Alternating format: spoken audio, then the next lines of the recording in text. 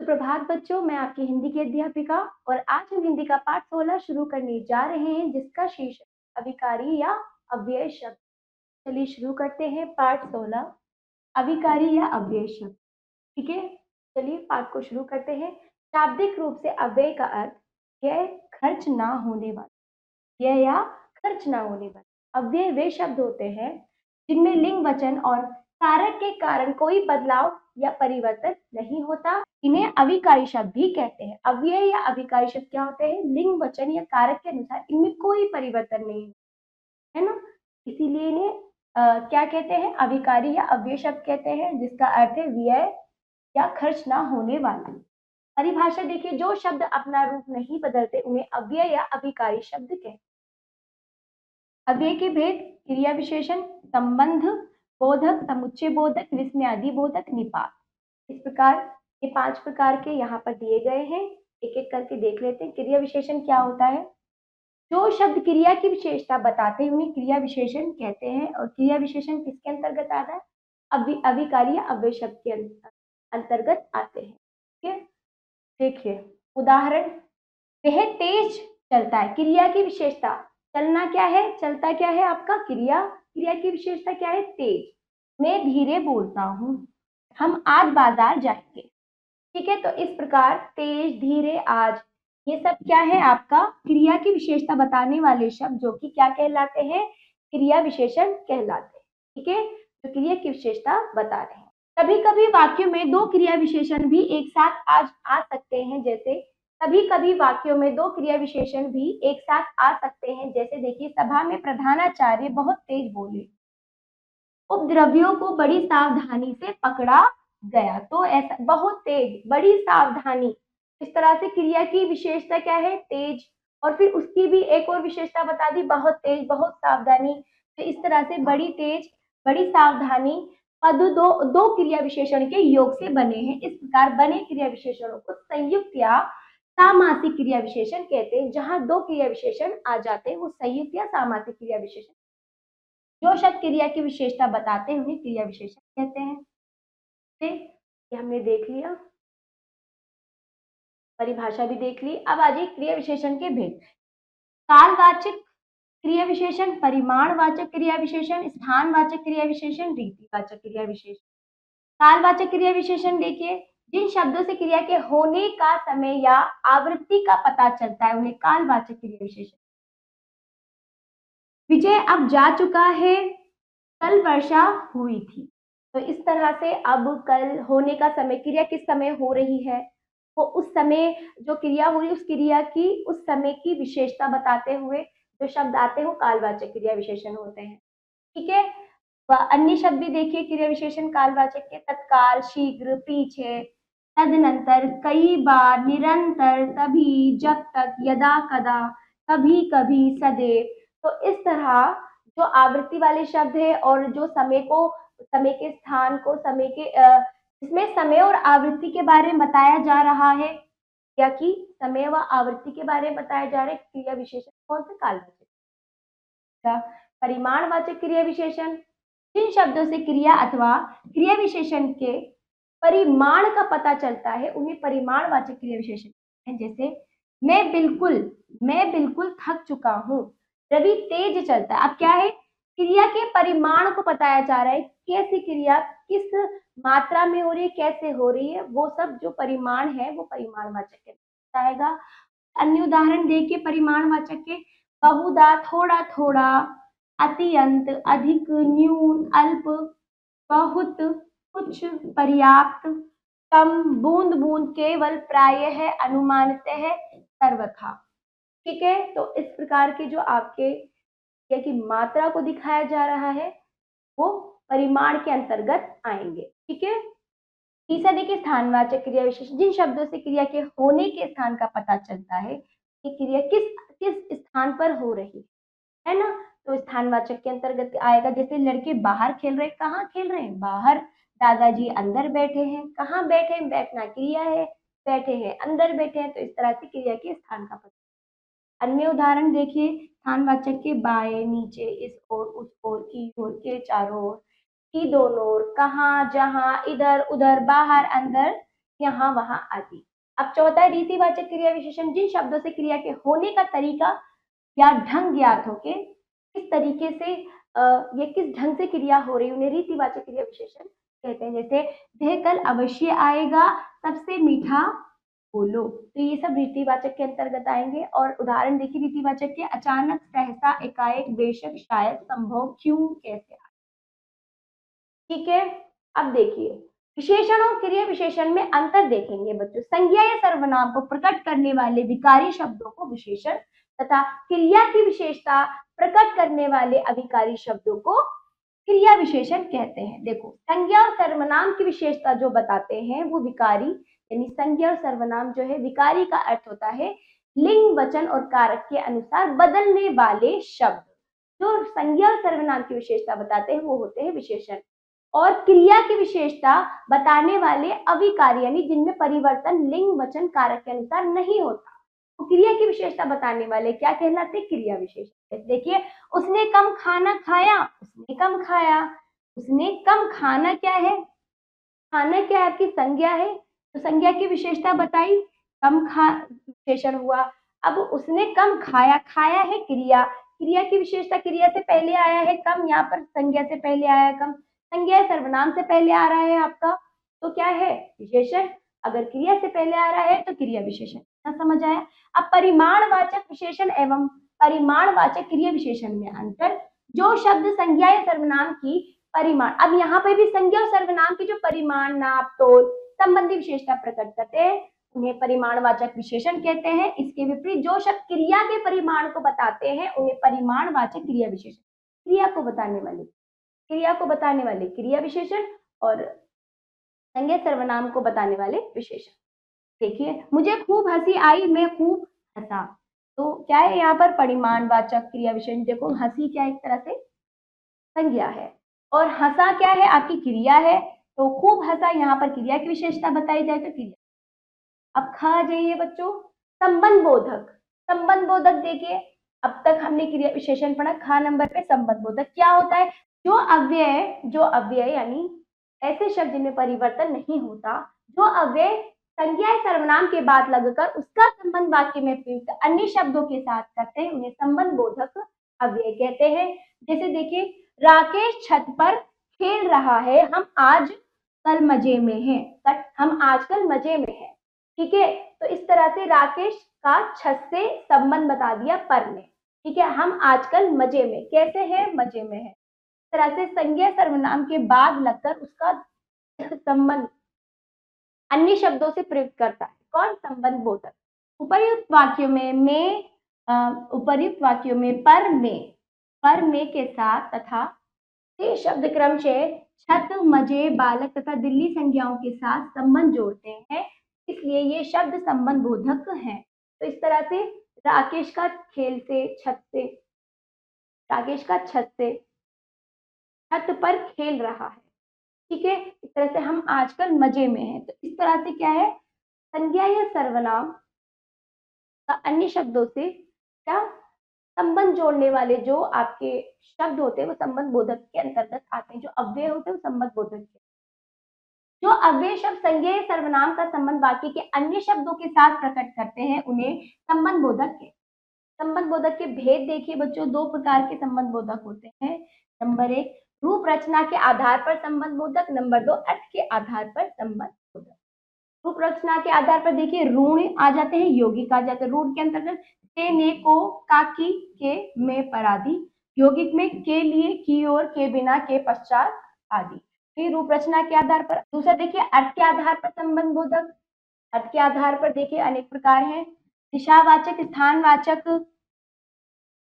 कारणवाचक, संग्रहात्मक, तुलनात्मक, समता सूचक, विषय सूचक, साधनवाचक, विरोध सूचक, कालवाचक। इसके अंतर्गत अलग अलग दिशावाचक में देखिए की ओर, के दोनों ओर आदि। स्थानवाचक के अंदर, के भीतर, के बाहर, के नीचे आदि। कारणवाचक में के कारण, के लिए आदि। संग्रहात्मक में भर, तक, समेत आदि। तुलनात्मक के आगे, के लिए आदि। ठीक है, समता सूचक में के सदृश, के तरह, के तुल्य, के अनुसार। विषयवाचक के अंतर्गत देखिए के विषय में, लेख आदि। साधनवाचक के द्वारा, के जरिए, के सहारे, विरोध सूचक के उल्टे, के प्रतिकूल, के विरुद्ध, कालवाचक में के पश्चात, के ऊपर, के पहले आदि। तो ये क्या है आपके अर्थ के आधार पर संबंध बोधक, संज्ञा सर्वनाम का अन्य शब्दों के साथ संबंध बोधक। अब आ जाइए क्रिया विशेषण और संबंध बोधक में। जब अव्यय शब्द संज्ञा सर्वनाम के साथ प्रयुक्त होकर वाक्य के अन्य संज्ञा या सर्वनाम के साथ संबंध स्थापित करते हैं तब संबंधवाचक अव्यय होते हैं।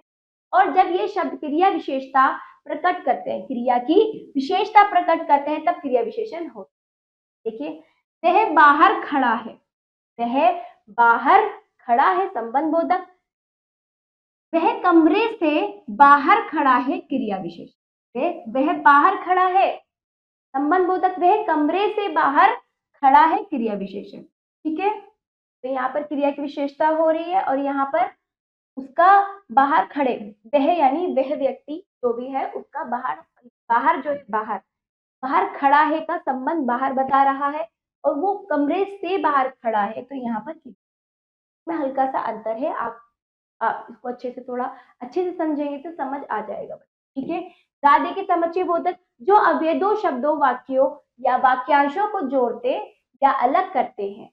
ठीक है, जो अव्यय दो शब्दों, वाक्यों या वाक्यांश को जोड़ते या अलग करते हैं उन्हें समुच्चय बोधक कहते हैं। जैसे आशा और अंश बाजार गए हैं, गुरुजी या प्रधानाचार्य जी ने यह बात अवश्य कही होगी, वह आया परंतु उसी समय चला गया। उपरित वाक्यों में और या तथा परंतु दो वाक्यों को जोड़ रहे हैं, अतः यह समुच्चय।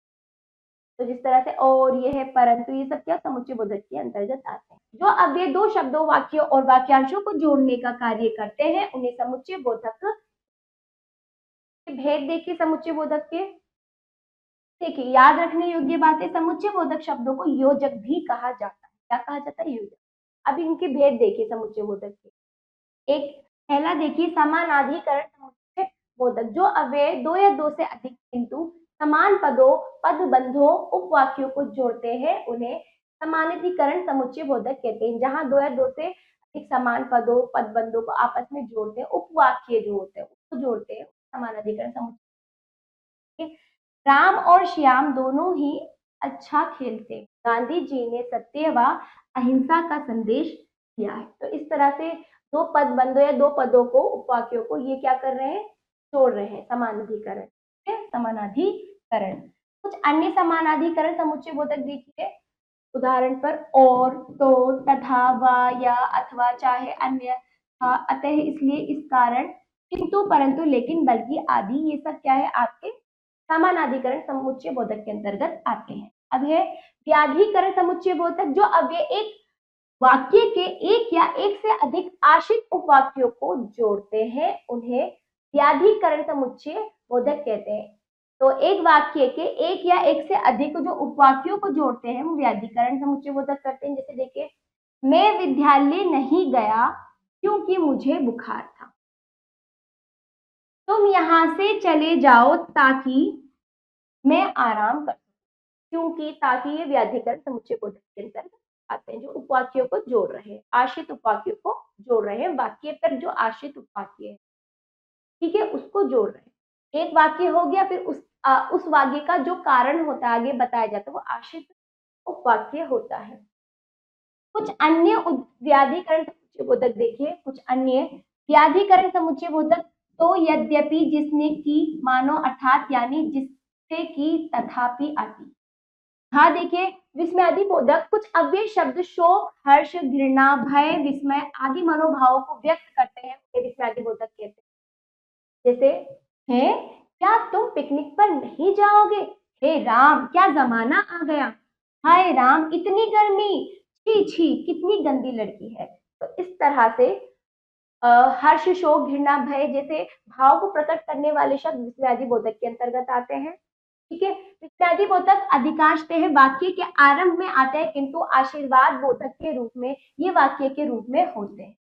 ठीक है, आशीर्वाद बोधक के रूप में ये वाक्य के रूप में होते हैं। जैसे कि दीर्घायु बनो, सदा सुखी रहो, तेजस्वी बनो आदि। तो इस तरह से ये वाक्य के रूप में आते हैं, जो आशीर्वाद देने वाले जो वाक्य तो वाक्य के रूप में आते हैं। बाकी इसके अलावा जो होते हैं बाकी जो भावों को प्रकट कर रहे हैं, शोक, हर्ष, ये सब क्या है, वाक्य के आरंभ में आकर वाक्य पूरा, बाकी वाक्य जो होता है वो उसका के साथ आता है।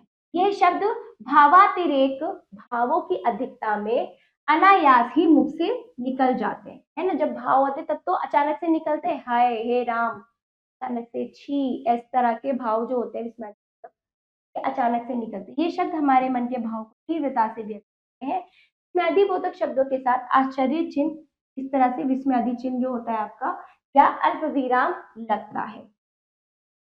देखिए, अब देखिए इसकी ही परिभाषा विस्मयादिबोधक का, विस्मय, घृणा, शोक, भय आदि मनोभाव को प्रकट करने वाले अव्यय शब्दों को विस्मयादिबोधक कहते हैं। अब इनके भी भेद देखिए, विस्मयादिबोधक के मनोभाव को इनके जो हमारे मन के भावों के आधार पर विस्मयादिबोधक के भेद इस प्रकार हैं। क्रोध का जो होता है, देखिए, अरे चुप जैसे शब्द आते हैं, कारण चुप, अब एक शब्द भी मत कहना।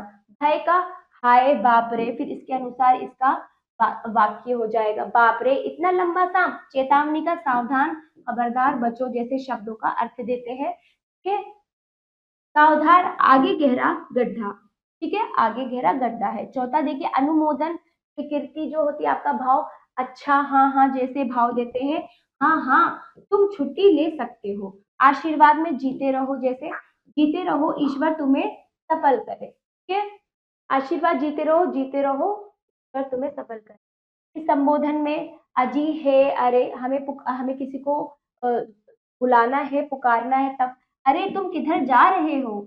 इच्छा, काश, हाय जैसे शब्द, काश में भी गांव में ही रहता। घृणा में छी छी, धत, उफ, ठीक, हट जैसे शब्द, छी छी इतनी गंदगी, छी छी इतनी गंदगी। ठीक है, शोक, दुख में हाय, उफ, आह, हे राम, हाय बेटा तुम्हें कितनी चोट लगी। विस्मय, आश्चर्य के अंतर्गत आहा, ओहो, क्या, अरे, अहो, क्या, चोर पकड़े गए। इस तरह से इन शब्दों के आधार पर आप भी कई प्रकार के वाक्य बनाएंगे। यहाँ पे तो एक एक दिया गया उदाहरण के तौर पे, बाकी आपको स्वयं इसका अभ्यास करना है।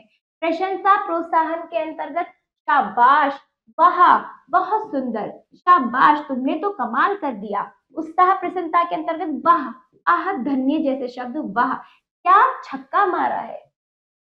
निपात देखिए, हिंदी में कुछ अव्यय शब्द ऐसे भी होते हैं जो किसी शब्द या पद के बाद लगकर उसके अर्थ को विशेष रूप से बदल देते हैं। जैसे देखिए, निपात क्या होता है, किसी बात पर जोर देते हुए ऐसे शब्द जो उसके अर्थ के विशेष रूप को बदल देते हैं। देखिए बच्चों, उदाहरण के लिए देखिए, संजू ने ही गौरव को मारा था, संजू ने गौरव को ही मारा था, संजू ने गौरव को मारा ही था। ऊपर तीनों वाक्यों में ही अलग अलग स्थानों पर आ जाने से प्रत्येक वाक्य के अर्थ में अंतर आ गया। देखिए, यहाँ अर्थ दिया गया, संजू ने ही गौरव को मारा था, संजू ने ही मारा था किसी और, ये अर्थ दे रहा है, संजू ने गौरव को ही मारा था, संजू ने गौरव को ही मारा था, किसी और को नहीं। संजू ने गौरव को मारा ही, हाँ, संजू ने गौरव को मारा ही था, अब शब्द नहीं कहे थे। तो इस तरह से ही जो है आपका निपात अलग अलग स्थान पे लगने पर पूरे वाक्य का अर्थ बदल रहा है, तो इस तरह से निपात का कार्य होता है। जो अब जो अव्यय जो अव्यय शब्द किसी पद के बाद लगकर उसके अर्थ को विशेष बल देते हैं, उन्हें निपात कहते हैं। जो अव्यय शब्द की पद के बाद लगकर उसके अर्थ को विशेष बल देते हैं, उन्हें निपात कहते हैं। जैसे आपने देखा कि जो अलग अलग स्थान पर लगने पर अर्थ बिल्कुल अलग हो चुका है। अन्य निपात देखिए, केवल, तक, भर, मात्र, तो भी, ये भी आपके निपात के रूप में प्रयोग होते हैं। पुनरावृत्ति कर लीजिएगा क्या क्या हमने पढ़ा अच्छे से बच्चों। चलिए, आओ करें अभ्यास। इन प्रश्नों के उत्तर आप स्वयं देंगे। खा देखिए, निम्नलिखित कथनों के सामने सही या गलत का चिन्ह लगाइए। तो आपको सही या गलत का चिन्ह लगाना है। अव्यय का अर्थ है व्यय या खर्च ना होने वाला। सही। क्रिया विशेषण के 8 भेद होते हैं। गलत। अगला, समुच्चय बोधक को योजक कहते हैं। सही। अगला, संबंध बोधक संज्ञा या सर्वनाम का संबंध अन्य शब्दों से बताते हैं। सही। निपात किसी शब्द या पद के बाद लगकर उसके अर्थ को बदल देते हैं। सही। ठीक है, देखिए, निम्नलिखित वाक्यों में निम्नलिखित वाक्यों में क्रिया विशेषण शब्द छांटकर उनके भेद लिखिए। आपको उनके क्रिया विशेषण छांटना है और फिर उसका भेद भी लिखना है। जैसे देखिए पहला, वह मेरे पास आई, तो पास आपका क्या है? क्रिया विशेषण। कौन सा स्थानवाचक है?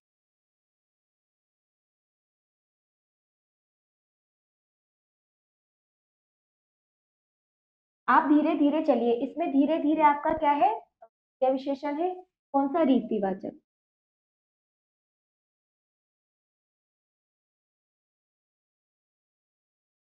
तीसरा देखिए, वह अभी आएगा, अभी आपका क्या है? क्रिया विशेषण कालवाचक।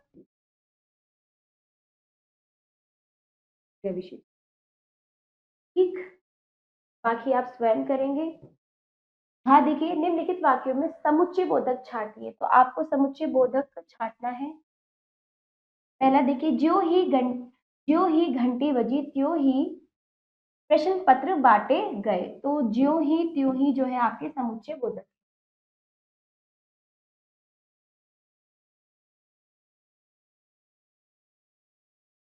ठीक है। दूसरा देखिए, मोहन अथवा दीपक ने यह काम किया है, तो अथवा जो है आपका समुच्चय।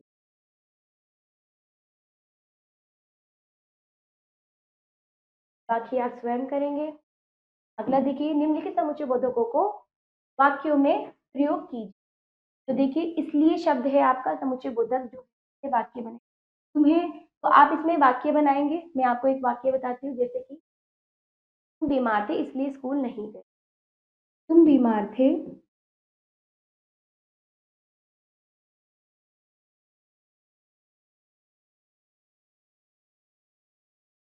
इसलिए स्कूल नहीं गए। स्कूल नहीं गए।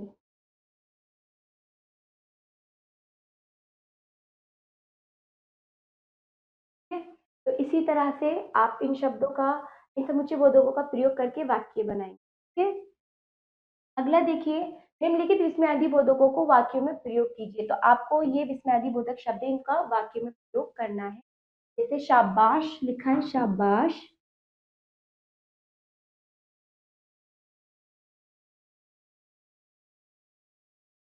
तुमने बहुत अच्छा काम किया।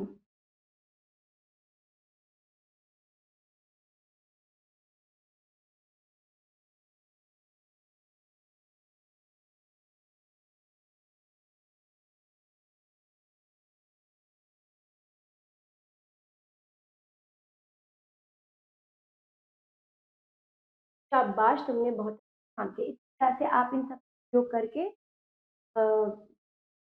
वाक्य बनाएंगे। ठीक। अगला देखिए, निम्नलिखित निपातों का अपने वाक्यों में प्रयोग कीजिए। तो आप निपात के रूप में आपको प्रयोग करना है। बच्चों, मात्र शब्द सबसे पहले आया निपात के रूप में, इस पर आप वाक्य बनाएंगे। बनाइए। तुमको मात्र एक दिन के लिए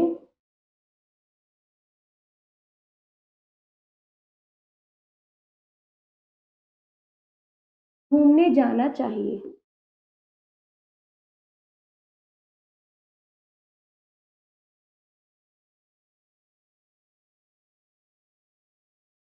चाहिए। ठीक है, इस तरह से आप वाक्य अपनी तरफ से इनका प्रयोग करते हुए तुमको मात्र एक दिन के लिए घूमने जाना चाहिए, इस तरह से आप इन शब्दों का प्रयोग करके वाक्य बनाएंगे। अगला देखिए, बहुविकल्पी। जो शब्द क्रिया की विशेषता बताते हैं उन्हें क्रिया विशेषण कहते हैं। दूसरा, सबसे मीठा बोलों में क्रिया विशेषण है। सबसे मीठा बोलों में क्रिया विशेषण वाचक है। क्रिया विशेषण के भेद है, कितने भेद है? 4 भेद है। जो अव्यय शोक, हर्ष, घृणा, भय, विस्मय आदि मनोभाव को व्यक्त करते हैं उन्हें क्या कहते हैं?